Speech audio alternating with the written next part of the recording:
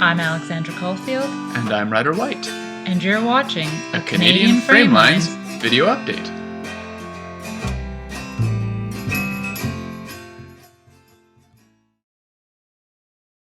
Welcome to weekly update number 28 for the week of July the 8th, 2012. We are officially 1 week into our fundraising campaign. Woo! Yeah!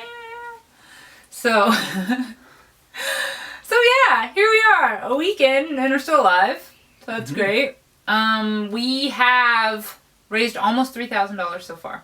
So that's good. Yeah. And we haven't even gotten any press yet. Except, wait! We have, or it's coming. It's coming. We've been soliciting the press as much as possible, and it has paid off to a certain extent. On Wednesday?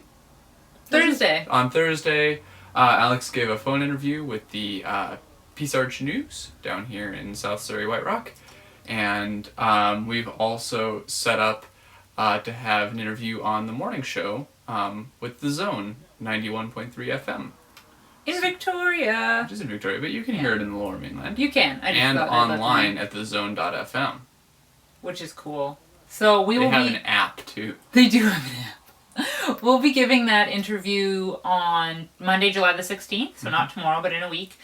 And then it will be with their morning gentleman, Dylan Willow, so hopefully that will be airing that week. We don't know exactly when yet. Maybe they'll let us know then. We'll let you know as soon as we know, so you can tune in and hear us on the radio. We also got to meet today with the delightful Brendan Prost, who is going to be assembling an interview that we gave for CJSF at 90.1 FM here in Vancouver. And so we're excited about that, getting our foot in the door. Yeah, it was a really fun interview. He's good. He's really good. Yeah. So I was hoping it'll snowball from here and learning a lot of things about the process, which I'm sure we'll be able to summarize much more concisely once it all stops swimming around up here. Oh my God! Somebody make me stop talking. All right, well, then I will take over and say something if you need to stop talking. I think that everyone should know that this press is great and that it will bring new donors potentially. What it will do for sure is bring new people who look at our website and new people who look at our Indiegogo campaign. And the thing is, people are more likely to donate if they think you're going to reach your goal, as well on top of thinking your project's admirable. So it's important to us. Right now we're pushing the 10% mark. We'd really like to hit the 10% mark, which is $3,000, before the first piece of press comes out. The Peace Arch News article could come out as early as Wednesday, so that's only in a couple days here. The higher you go, the more likely you are to succeed, which sounds self-evident, but campaigns that reach 30% of their funding goal, I think it's something like 82% of them reach their total goal. So once we hit 30%, we're a lot more likely to make it, because at 30%, that's sort of a tipping point where you are reaching further outside of your network and gaining support, supposedly. That's what all the blogs and books and everything tell us. Yes. So, point being, if you're thinking about donating, please donate now. Don't wait. Don't say, "Oh, I'll give it to them in the last week."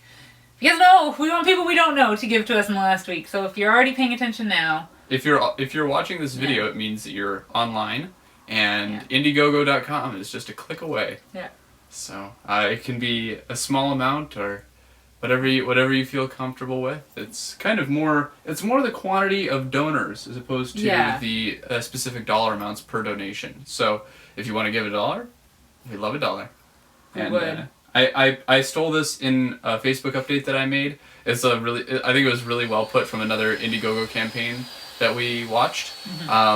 This woman said, she's like, "Hey, if you ever wanted to buy me a beer, but you didn't get the chance to, don't buy me a beer. Donate to the campaign, and then I will buy you a beer later on." Which it might be true for us. I might buy you a beer if we run into each other. But if that's ever crossed your head, if you ever wanted to do something nice for us, or just like have us over for dinner, you don't have to have us over for dinner. We'll have you over for dinner if you donate to the campaign. Or maybe if you don't. Depends. Yeah, either way. But please, any help you can give is really great. And honestly, I think I tweeted about this or I Facebook posted about it. Some people don't, I've heard kind of second and third hand that people are feeling uncomfortable about giving because they don't think they can give enough. And they're like, oh, you know, we like you guys and I feel like giving $10 would be really disrespectful. It's not. It's really not, because if we have, 100 people didn't want to give us $10 because they felt that it wasn't enough, that's $1,000 that our campaign loses out on. So really, any amount, it's not too small. You won't offend us. Kane gave us $1, and Kane, we love you. So thank you for your $1, for being brave and doing it. We're proud to know you. Way to go. I think that pretty much wraps up this week. Oh, we went to a really great screening today. Oh, yes. Of the Real Youth Citizen U films. I was still a bit unclear on the architecture of that program, but it's a really cool kind of film festival for and sort of mentorship program for filmmakers under 20. And Sierra Kane worked on a project that was in it, the wonderful Sierra Kane, and she was just, it was a good film, and she was so lovely up there during the Q&A. We're really proud of her. So some really good community aware films, and it's really nice, happy to see other kind of takes on that. Yeah, and it was really nice to see all these young people so engaged with community and social issues. It was really great to see. I teared up a few times, so it was really wonderful to watch. I guess that is about it for us today then for Realist Time. And what we're going to do now is we're going to leave you with a little bit of a taste of what's coming tomorrow, and then probably in at least 2 parts because it's a little bit long, but it is a fabulous, fabulous discussion between 2 Daniels about Canada and Canadian identity. We're calling it Daniel on Canada. Yes. I think that's what we're going to call it. I think that's what we should call it. Anyway, stay tuned. See ya. And it sort of disgusts me to give rote answers, to give the answers that I was instructed to give when we were asked, what does it mean to be Canadian? Draw a picture on it. It's like a whole bunch of different colored people holding hands under a rainbow or something. Maybe we're given those answers because the answer itself is drawing negative space, There is, I think you're absolutely right. They feed us those answers. They want us to say multiculturalism, which it is, but in a much more complicated sense than drawing the rainbow and the hands and the colors, right?